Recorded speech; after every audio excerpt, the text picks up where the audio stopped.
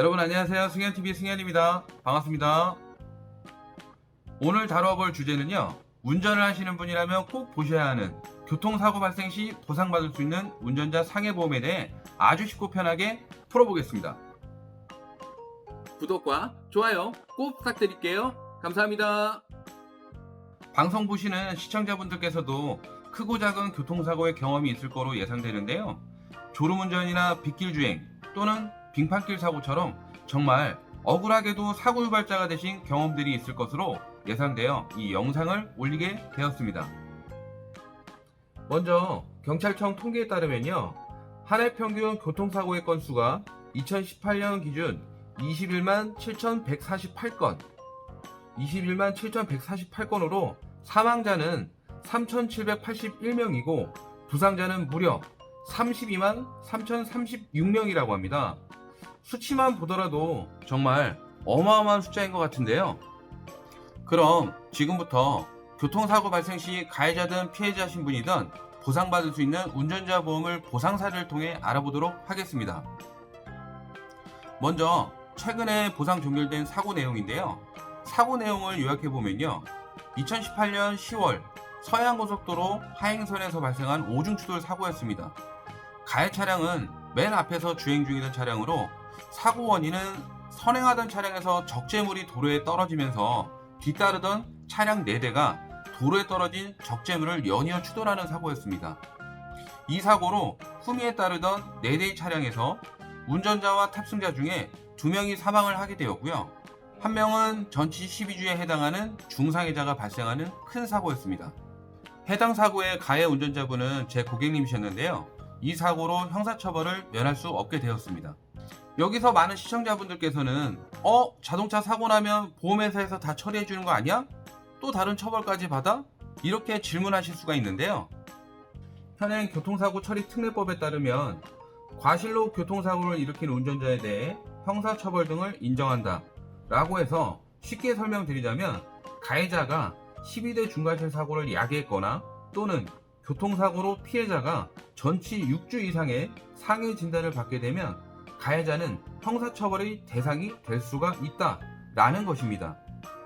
제 고객님의 경우 12번째에 해당되는 화물 고정조치 위반 사고이면서 인적피해 또한 중상해자가 1명, 사망자 2명이라는 큰 사고의 가해자로 형사처벌의 대상이 되게 되었습니다. 교통사고는 내가 가해자냐 피해자냐에 따라 처리 방법이 달라지게 되는데요. 먼저 피해자라면 가해 차량의 보험사로부터 대인 및 대물 피해에 따라 수리비용이나 치료비용, 위자료 등의 합의금을 받고 합의를 하면 됩니다. 허나 내가 가해자라면 물론 가입되어 있는 보험사로부터 앞서 피해자 신분일 때처럼 보상을 해줘야 되는 민사적 책임과 동시에 형사적, 행정적 책임을 떠안게 됩니다. 이때 형사처벌 대상자인 가해자는 감형을 위해서라도 피해자랑 원만히 형사합의를 진행을 해야 되는데요, 형사합의금이 수십 또는 수백만 원인 경우 현실적으로 자비로도 충당이 가능하겠다라고 가늠은 하겠지만, 형사합의금이 예를 들어 수천, 수억 원에 이르기까지 한다면 그 고통은 감내하기 어려울 거로 예상됩니다.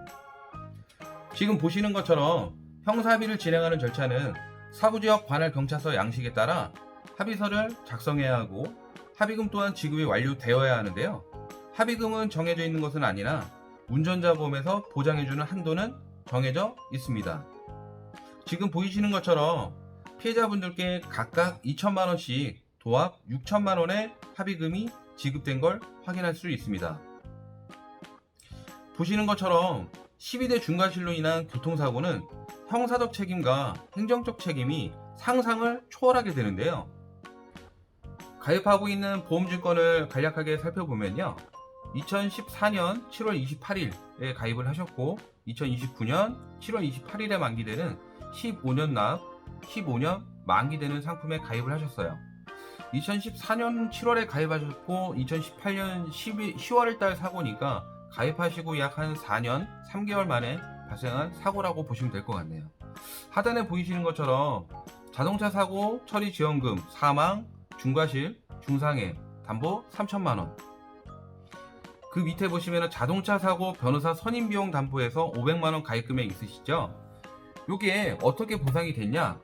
약관을 살펴보시면요, 자동차 운전 중 사고로 타인에게 상해를 입힌 경우에는 매 사고마다 피해자 각각에 대하여 피보험자가 형사비금으로 지급한 금액을 피해자 1인당 아래의 금액을 한도로 피보험자에게 보험금으로 지급합니다 라고 명시되어 있죠.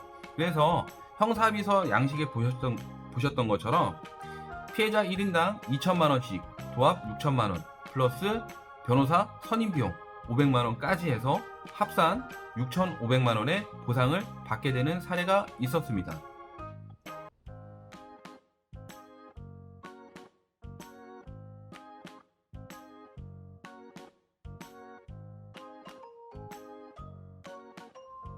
정리해드린다면 교통사고로 발생할 수 있는 운전자의 책임은 첫 번째, 민사, 형사, 행정적 책임이 있다.